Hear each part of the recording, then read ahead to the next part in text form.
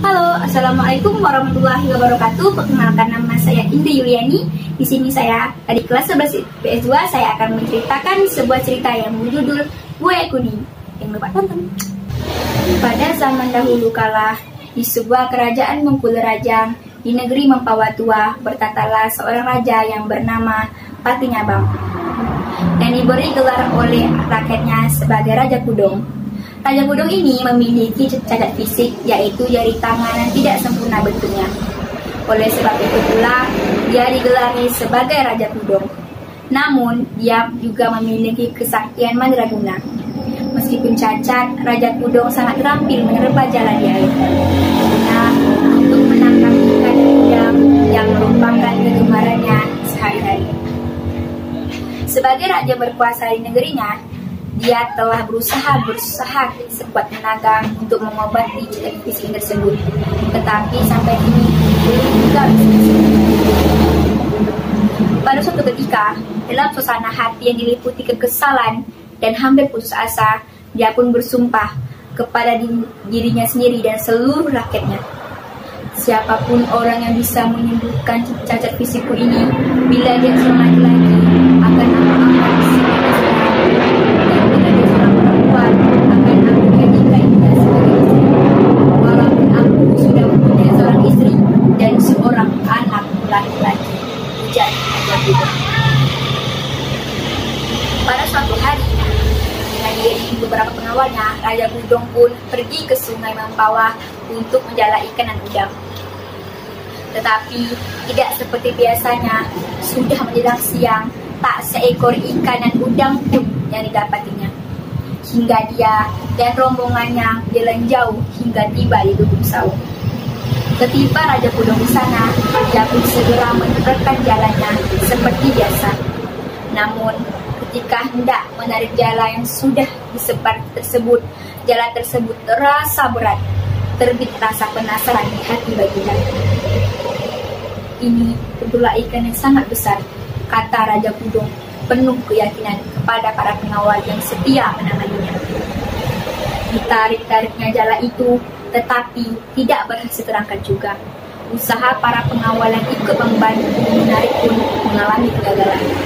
Mengapa jala itu tersangkut begitu di sana, seolah-olah ada yang menariknya dari dalam dasar sungai. Pikir Raja Kudong penuh keheranan. Biar aku menyelam saja untuk mengetahui apa yang terjadi dengan jalaku di sana, kata Raja Kudong kepada para pengawalnya. Para pengawal pun mengangguk, menyetujui, dan menghormati keinginan sang raja. Akhirnya Raja Kudong menyelam ke sungai Lubuk jauh. Namun karena menunggu terlalu lama, akhirnya para pengawal mengambil keputusan. Malam hampir tiba, sang raja pun belum muncul ke permukaan air. Maka para pengawal pun memutuskan untuk kembali ke istana. Apa yang terjadi dengan Raja Kudong di sana? Ternyata di saat Raja Kudong berada di dasar sungai, dia menemukan hal yang tak pernah dibayangkannya selama ini. Betapa terkejutnya beliau ketika melihat siapa yang dihadapannya. Ternyata penyebab tersangkut jalannya karena dipegang oleh putri cantik jelita dan mempesona. Selamat datang di balik kami pada yang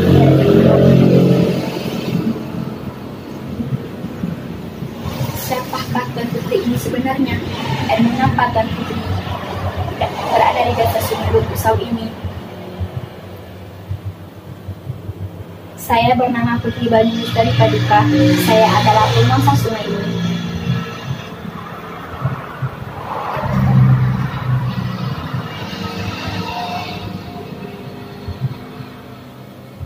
Mari Paduka yang Raja Kudong, ikut saya ke istana, ajak Putri Banyu Misteri sambil melangkah. Raja Kudong pun tak punya pilihan lain.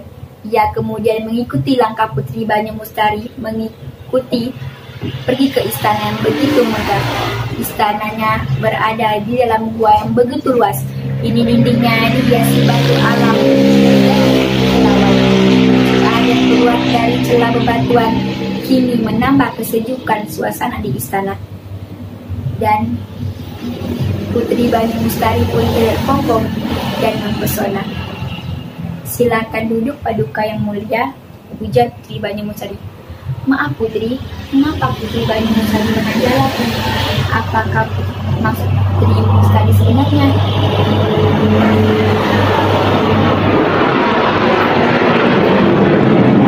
Maksud saya menanya ini lain ingin tidak alami. Maksud Putri? Katanya Raja. Saya sudah tahu masalah yang selama ini yang Baginda alami, dan saya sudah mendengar sumpah yang Baginda ucapkan di atas sana. Jadi, Tuan Putri bisa menyembuhkan penyakitku ini dengan bantuan yang kuasa. Mudah-mudahan saya bisa menyempurnakan jari-jari Paduka itu.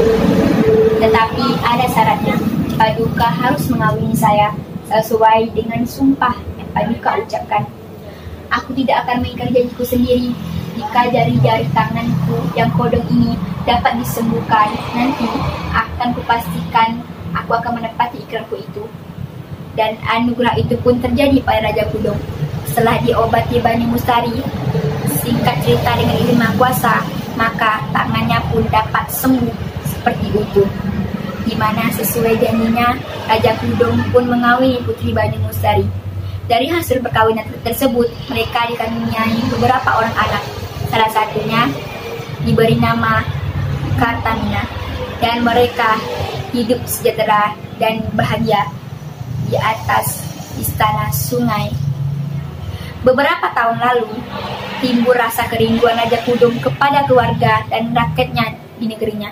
Dia bermaksud kembali ke kerajaan ke Bengkulu Rajang dan memerintah kerajaan di sana seperti biasanya. Istriku, ada satu hal yang selama ini mengganggu perasaanku dan tidak bisa kusampaikan kepadamu. Tentang masalah apa, Baginda? Istriku, Putri Bani Mustari, sudah lama dalam kerajaan. Selama ini, aku merasa bahagia dan tak kurang satu pun. Kau dan anak-anak merupakan bagian dari hidupku.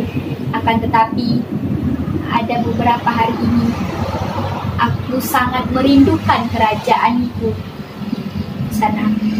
Semakin aku tahan rasa rinduku, semakin terkuat rasa rindu itu menarik aku kembali kepada kerajaanku. Jadi, Baginda akan meninggalkan saya dan anak kita. Sebenarnya berat bagiku meninggalkanmu dan anak-anak kita.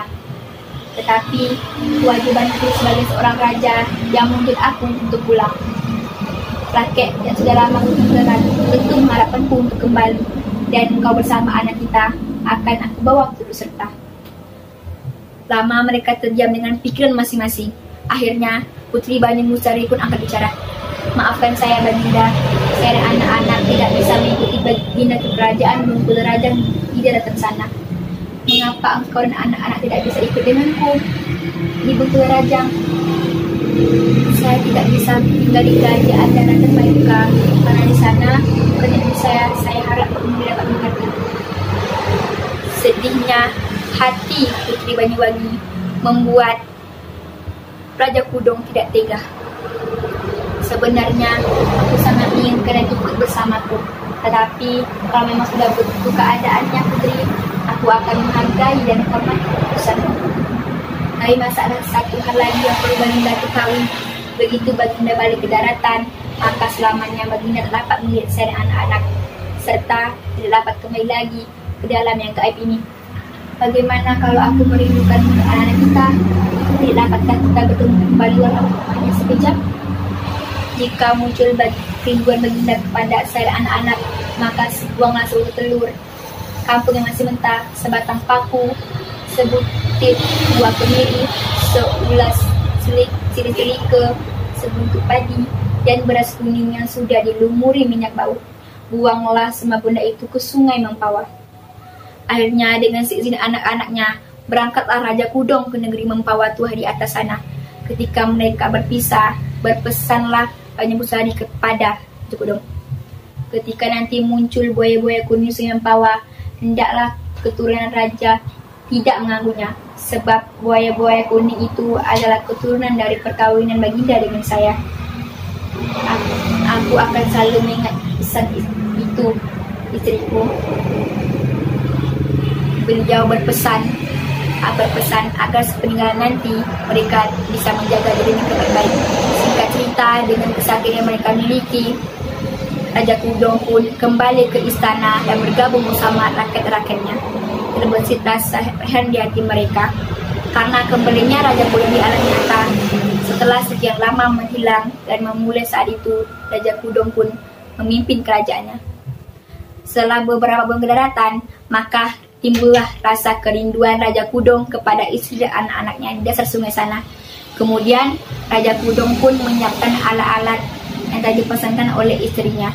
Setelah semuanya siap, maka dibawalah alat itu ke Sungai Mempawah untuk dibuang seluruhnya di sana. Setelah semua persyaratan dibuang dengan cara perlahan dan penuh kesopanan oleh Raja Kudong ke Sungai Mempawah, tak lama kemudian muncullah ke permukaan sungai beberapa buaya warna kuning. Buaya itu mendekati raja seolah menaruh rasa rindu yang sama kepada Paduka. Dan mulai saat itu Raja Kudong pun membuat sebuah titah agar semua keturunannya tidak mengganggu semua buaya-buaya kuning yang terdapat atau muncul di atas sungai tersebut. Acara itu pun sekarang dikenal dengan acara buang-buang, yang dimana sampai sekarang pun masih dilestarikan oleh sebagian rakyat Mempawah. Dalam cerita Raja Kudong ini ada beberapa pesan moral yang bisa dipetik. Cerita ini mengajarkan kepada kita untuk senantiasa menghargai keputusan orang lain yang menepati janji yang telah terucap. Selain itu, percaya atau tidak, cerita ini merupakan kenyataan bahwa Raja Kudong memang sempat hidup dalam dua alam, yaitu alam nyata di kerajaan Gunung Rajang dan hidup pula di alam gaib di kerajaan Putri Bani Mustari. Sekian dari saya tutup cerita ini. Assalamualaikum warahmatullahi wabarakatuh.